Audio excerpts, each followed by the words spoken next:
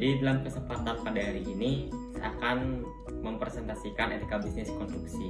Jadi sebelumnya perkenalkan, nama saya Gusti Madego Sri Umbara, kelas 6A D4 Manajemen Proyek Konstruksi, jurusan Teknik Sipil Politeknik Negeri Bali. Nah, dalam presentasi saya kali ini terdapat 4 topik pembahasan. Yang pertama, pengertian etika bisnis. Yang kedua, prinsip etika bisnis. Yang ketiga, etika bisnis bagi owner. Yang keempat, etika bisnis bagi pekerja. Langsung saja di dalam pengertian etika bisnis. Etika bisnis adalah sebuah nilai yang mengajarkan tata cara yang baik untuk membangun hubungan kerja yang sehat dan adil sesuai dengan hukum yang berlaku antara pelanggan, karyawan, dan pemegang saham untuk mencapai sebuah keuntungan. Etika bisnis konstruksi termasuk dalam etika bidang khusus atau terapan karena berkaitan dengan bidang profesi dunia di bisnis konstruksi.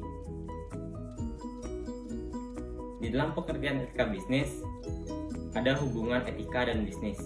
Etika sebagai rambu-rambu dalam suatu kelompok masyarakat akan dapat membimbing dan mengingatkan anggotanya kepada suatu tindakan yang terpuji yang harus selalu dipatuhi dan dilaksanakan. Tentu dalam hal ini untuk mewujudkan etika dalam berbisnis perlu pembicaraan yang transparan antara semua pihak, baik pengusaha, pemerintah, masyarakat maupun bangsa lain, agar jangan hanya satu pihak saja yang menjalankan etika sementara pihak lain berpijak kepada apa yang mereka inginkan. Selanjutnya ada prinsip-prinsip etika bisnis. Secara umum, etika bisnis harus ditempuh oleh pengusaha agar tercapai tujuan yang telah ditetapkan. Oleh karena itu, etika bisnis memiliki beberapa prinsip yang digunakan sebagai acuan dalam melaksanakan kegiatan dan mencapai tujuan yang dimaksud. Prinsip etika bisnis antara lain ada 4. Yang pertama, prinsip hormat pada diri sendiri. Yang kedua, prinsip keadilan. Yang ketiga, prinsip kejujuran. Dan yang keempat, prinsip otonomi. Di dalam prinsip-prinsip etika bisnis ini, saya akan menjelaskan keempat prinsip tersebut. Yang pertama, prinsip hormat pada diri sendiri. Dalam menjalankan bisnis masyarakat, sebagai konsumen merupakan cerminan bagi bisnis kita. Bila bisnis kita memberikan kontribusi positif kepada masyarakat, tentu saja itu akan berdampak positif dengan bisnis yang sedang kita jalankan, dan begitu juga sebaliknya. Dan yang kedua, prinsip keadilan. Dalam menerapkan prinsip keadilan, secara pihak yang terkait dalam bisnis harus memberikan kontribusi baik itu secara langsung atau tidak langsung terhadap keberhasilan bisnis tersebut. Dan yang ketiga, prinsip kejujuran. Kegiatan bisnis akan bisa berhasil dan sukses bila setiap individu yang terlibat dalam kegiatan bisnis menerapkan prinsip kejujuran. Dan yang terakhir, keempat, prinsip otonomi.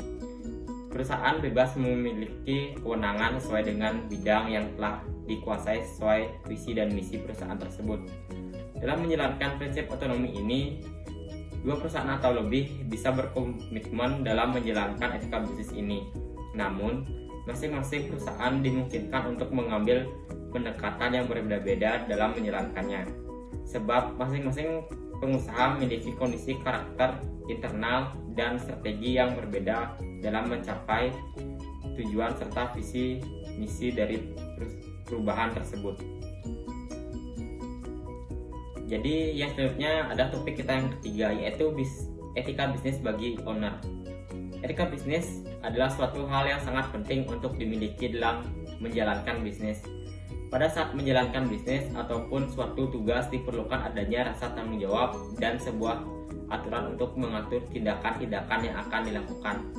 Hal tersebut menjadi pendorong bagi sebuah bisnis untuk menuju arah yang lebih baik atau kesuksesan bisnis itu sendiri.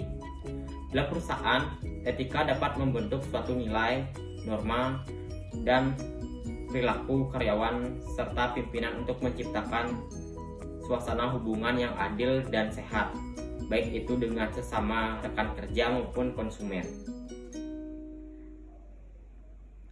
Nah, dalam etika bisnis bagi owner ini, perusahaan profesional adalah suatu perusahaan yang telah menerapkan tata cara legalitas seorang pebisnis dalam kerja di bidang konstruksi.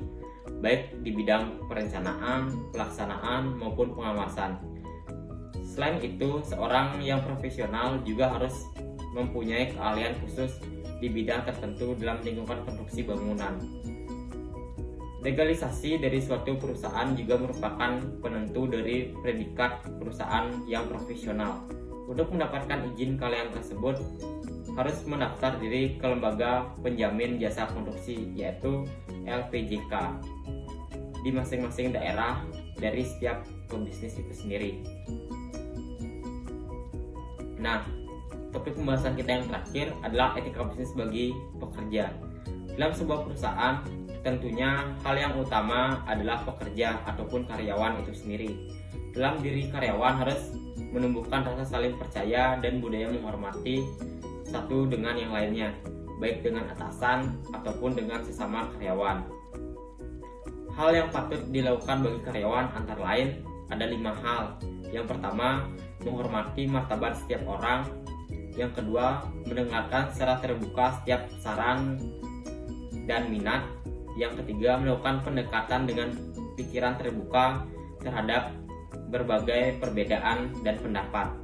Yang keempat, mematuhi aturan yang terdapat dalam perusahaan itu sendiri. Yang kelima, melaporkan tindakan kejahatan di dalam perusahaan kepada pihak yang berwenang di dalam perusahaan. Jadi karena 4 topik pembahasan kita telah kita bahas, jadi sekian presentasi saya kali ini. Dan saya mohon maaf jika ada salah kata, dan terima kasih atas perhatiannya.